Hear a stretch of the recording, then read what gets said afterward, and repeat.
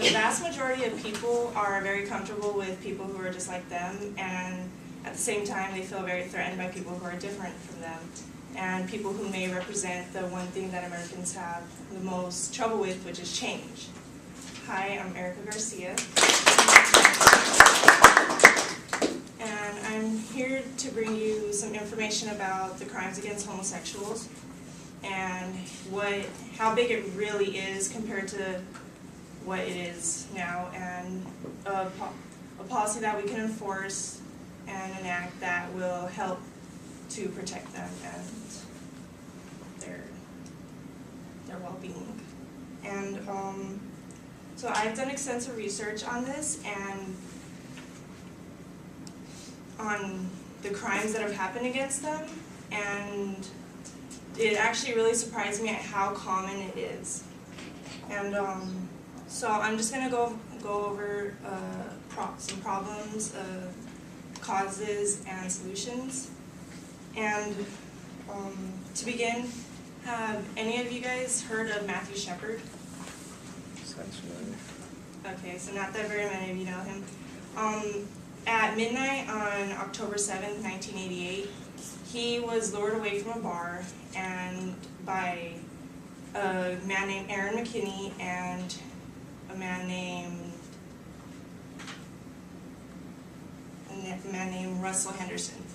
What they did was they tied him to a fence post and they beat him severely with the butt of a pistol. And the reason that they did this was because he in fact was gay. So this came out to be one of the most brutal and most well-known hate crimes against homosexuals. And because of this, that was the first case of violence that actually enacted many groups and made very big organizations that would help the homosexual community and protect them.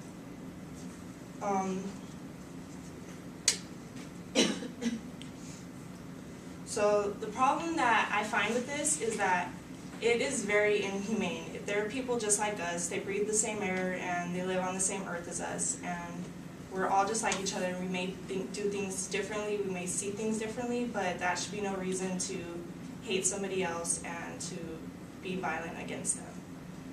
And there have been, in 2011 alone, there was 30 brutal deaths of homosexuals, and that was just in America. And that was actually the most deaths that there had been for a year since 2000. And for all of the hate crime, there's over 80,000 cases of hate crimes per year, and 17% of those are just based on homosexuals, and at least 75% of those have resulted in the deaths of homosexuals. So all these facts that I have are from the Southern Poverty Law Center, and what they do is they just report on the acts and they provide assistance to victims of it. And so let's get into the cause. The main cause that has been researched and noticed is groups. They're just designed to be on hate groups, and I got that from the Southern Poverty Law Center as well.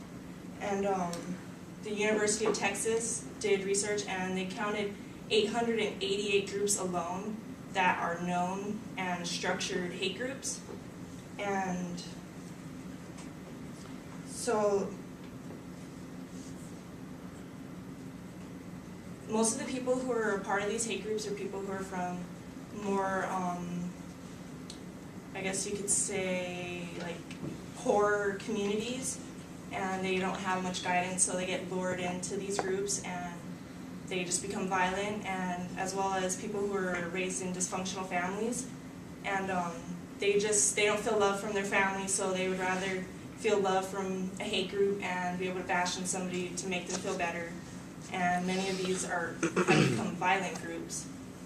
And So let's get into some solutions. The first solution is to acknowledge the crimes, and that would be for the government to send messages immediately after crime, after there have been crimes against homosexuals, and by saying what they're going to do, by saying that they're going to crack down on it, and that they're going to enforce more harder policies, and that they're going to go to the full extent of the law to prevent it from happening again. And they say that, you know, they could do more investigation, and they'll find, and say that they will find the person, and we would like them to actually be able to do that.